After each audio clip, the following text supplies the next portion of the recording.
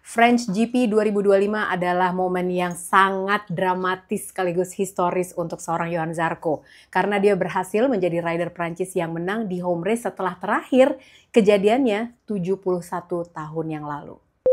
Penasaran kan, kenapa kemarin banyak banget yang dapet double long lap penalti? Dan ngomong-ngomong penalti, Fabio Quartararo dapat penalti juga yang harus dia jalankan nanti di seri selanjutnya di Silverstone.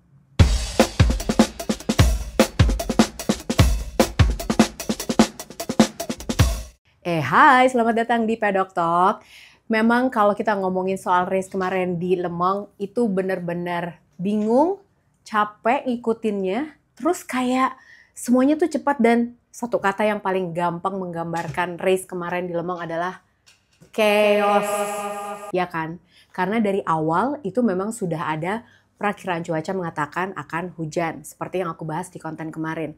Nah, jadi memang jam 2 siang itu semua perakiraan cuaca mengatakan akan turun hujan. Makanya kemarin kalau kalian lihat itu dari awal sebelum sighting lap semua udah pada keluar ngeliatin cuaca gimana, ngeliatin langit segala macam. Nah, di episode kali ini berhubung banyak banget yang bingung sama kemarin kejadiannya tuh sebenarnya kenapa sih Mbak kok banyak banget kejadian yang kita tuh bahkan untuk mencerna aja susah. Nah, beruntunglah yang kemarin mengikuti live TikTok aku karena aku jelasin semua satu demi satu kejadiannya apa dan kenapa bisa terjadi. Nah, tapi kalau belum, nggak apa-apa. Kalian bisa nonton Paddock Talk karena hari ini aku akan jelasin secara runut sebetulnya kejadiannya apa kemarin pada saat race. Udah siap? Kita mulai. Sebelum aku menjelaskan secara runut apa yang terjadi kemarin di French GP, kita harus bahas dulu tentang Johann Zarco. Karena ini benar-benar kemenangan yang menurut aku historis banget. Karena seperti yang tadi aku bilang pada saat pembukaan Paddock Talk, bahwa terakhir kali rider Prancis yang berhasil menang di home race-nya adalah di tahun 1954. Itu adalah 71 tahun yang lalu. Dan sebetulnya kalau kita ngomongin French GP 2025, kayaknya orang-orang matanya lebih banyak tertuju ke Fabio Quartararo, bukan ke Johann Zarco. Meskipun dua-duanya adalah rider local hero gitu kan. Wajar semua mata melihat ke Fabio Quartararo karena dia pole position, terus dia juga menyiapkan special livery juga. Bahkan Johann Zarco tuh nggak nyiapin apa-apa, jadi dia lebih yang low key aja dan dia lebih low profile kalau dibandingkan sama Fabio Quartararo.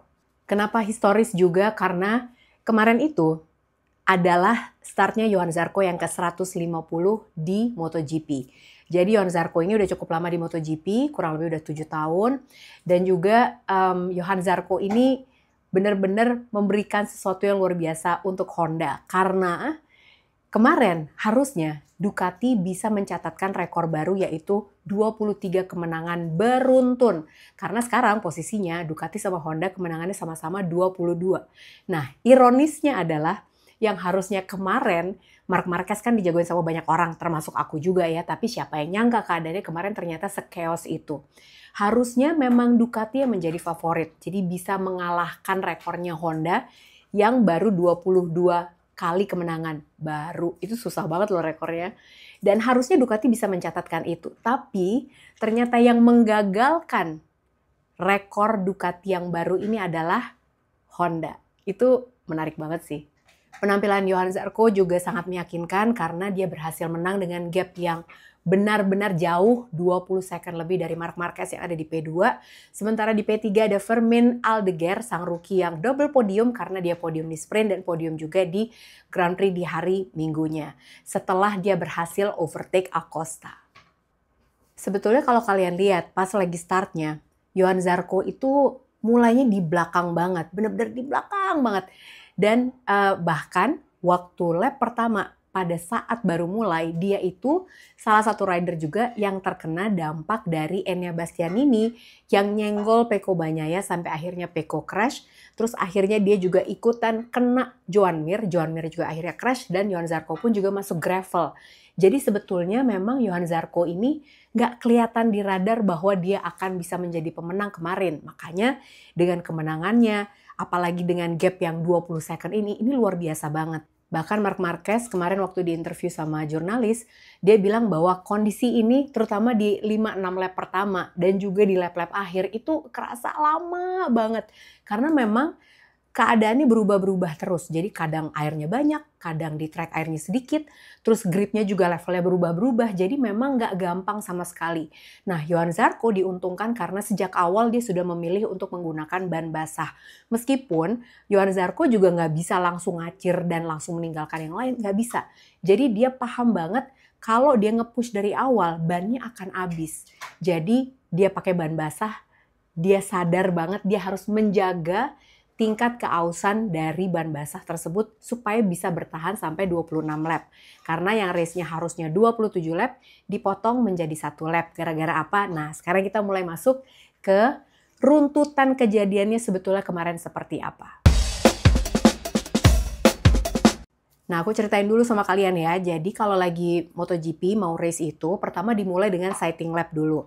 Sighting lap, semua rider keluar untuk ngeliat, kemudian mereka langsung masuk ke starting grid. Nah, mulai tuh mereka baris di starting grid, terus yang biasanya banyak orang, banyak tamu-tamu bisa datang juga segala macam. Kalau mereka mau ganti ban segala macam juga masih boleh di situ. Setelah di starting grid, selesai semua kegiatannya, baru mulai warm up lap, kembali lagi ke starting grid, kemudian race akan segera dimulai. Nah, kemarin kejadiannya juga gitu. Jadi kemarin mereka melakukan sighting lap. Nah, itu kondisinya udah mulai hujan tapi rintik-rintik, jadi bukan yang hujan deras gitu.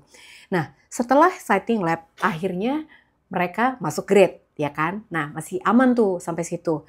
Kemudian setelah selesai, semua kondisi di starting grid, keadaan di starting grid, dilakukanlah warm up lap seperti biasa. Nah, di saat warm up lap inilah bendera putihnya keluar.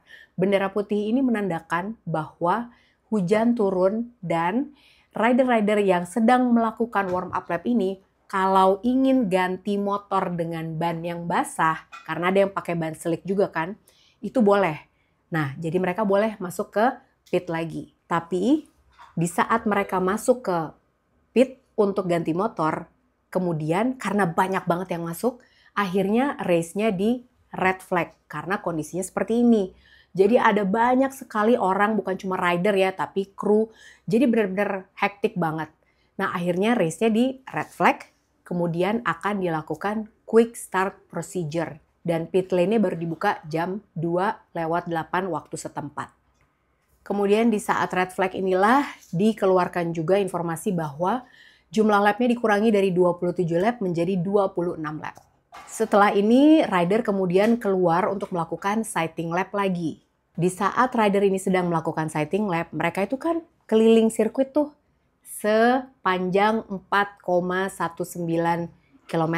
Nah, di situ mereka akan melakukan assessment lagi. Oke, ini keluar pakai ban hujan cocok atau enggak ya? Atau mungkin mereka malah ngelihat, di parts yang ini masih kering, kayaknya gue ganti lagi deh. Itu boleh di sighting lap. Tapi masalahnya kalau pas lagi sighting lap, kemudian mereka akan masuk lagi untuk ganti ban yang lain lagi, meskipun itu boleh, nggak apa-apa. Tapi warm up-nya yang akan dilakukan, mereka itu yang masuk nih yang ganti ini setelah sighting lap, yang ganti motor, mereka harus mulai warm up-nya dari pit lane, bukan dari grid. Jadi di sini kalian bisa lihat siapa aja rider yang tetap berada di grid karena mereka nggak ganti motor. Jadi mereka udah tetap pilih pakai ban basah. Salah satunya Johann Zarco. Tuh. Sementara rider-rider yang setelah melakukan sighting lap, kemudian mereka memutuskan untuk masuk ke pit lagi untuk ganti motor, mereka harus memulai sesi warm up-nya dari pit lane. Sampai sini nggak bingung kan? Nah, setelah sama-sama melakukan warm up lap, mereka boleh langsung berada di grid dengan posisi yang ada di grid berdasarkan hasil qualifying. Tapi ingat, tanggal 25 April 2025 ada amandemen baru yang dikeluarkan oleh FIM yang mengatakan jika rider yang memulai warm up lap dari pit lane dengan alasan-alasan yang sudah dijelaskan, artinya mereka semua yang melakukan ini ridernya akan mendapatkan penalti berupa double long lap penalty. Jadi rider-rider yang tadi mulai dari pit lane, nah itu semua tuh, mereka semua yang dapat double long lap penalty. Jadi itu alasannya kenapa kok banyak banget yang dapat double long lap penalty, karena itu ada aturan baru yang baru dikeluarkan tanggal 25 April 2025. Dan ngomong-ngomong soal penalti, ada satu rider yang panen penalti banget. Dia adalah Enea Bastianini. Jadi dia tuh dapat double long lap penalti karena ganti motor, ya kan? Terus udah gitu dia dapat penalti lagi, double long lap penalti lagi karena dia speeding di pit lane. Kemudian dia mendapatkan penalti juga sebelumnya di hari Sabtu. Dia diturunkan 2 posisi karena move-nya terhadap Jack Miller yang dianggap irresponsible riding. Terus nanti di Silverstone dia dapat juga long lap penalty akibat tindakannya ke Pecco Bagnaia yang membuat Pecco Bagnaia jadi crash.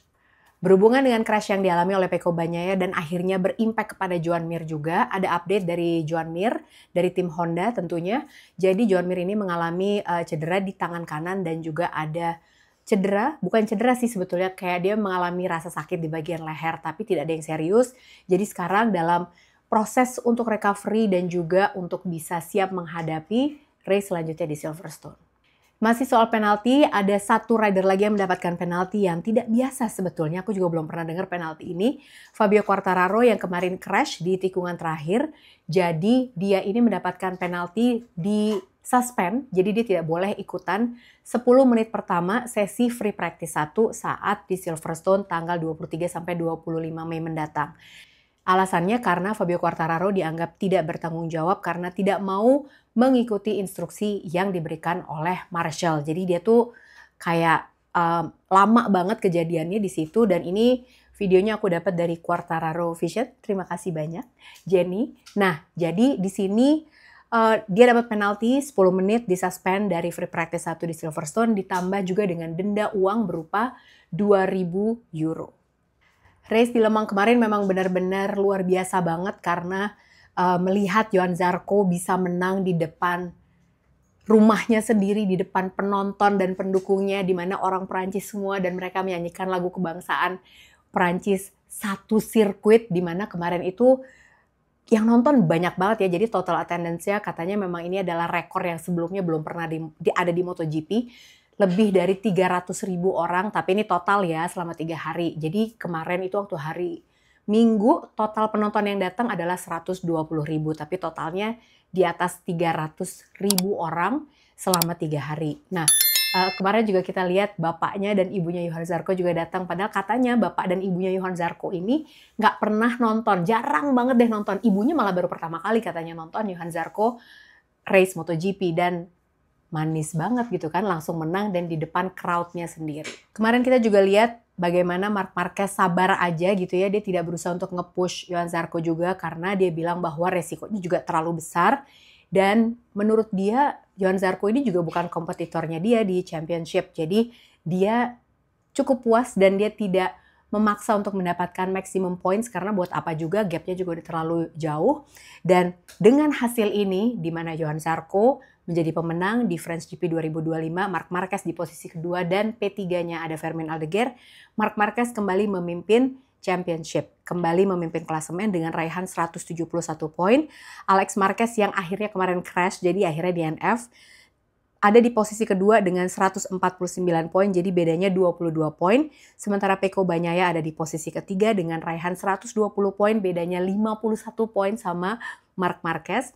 Franco Morbidelli di posisi keempat, 5 Fabio Di Giannantonio, 6 Johann Zarco, 7 Fabio Quartararo, 8 Fermin Aldeguer, 9 Pedro Acosta, dan 10 Ai Ogura. Race selanjutnya akan berlangsung di sirkuit Silverstone Inggris tanggal 23 sampai 25 Mei 2025. Dan tentunya sekarang kita udahan dulu deh. Kita ketemu lagi tentunya hari Senin jam 7 malam. Jadi meskipun minggu depan belum ada race, tapi aku akan tetap hadir buat kalian. Kalau kalian pengen jadi members, dapetin konten-konten bonus, silakan ikutan dengan mengklik link yang ada di deskripsi video ini. Jangan lupa subscribe, terus di like, terus di komen, dan di share video ini. Terima kasih banyak buat perhatiannya. Kita akan ketemu lagi minggu depan hari Senin jam 7 malam. Bye!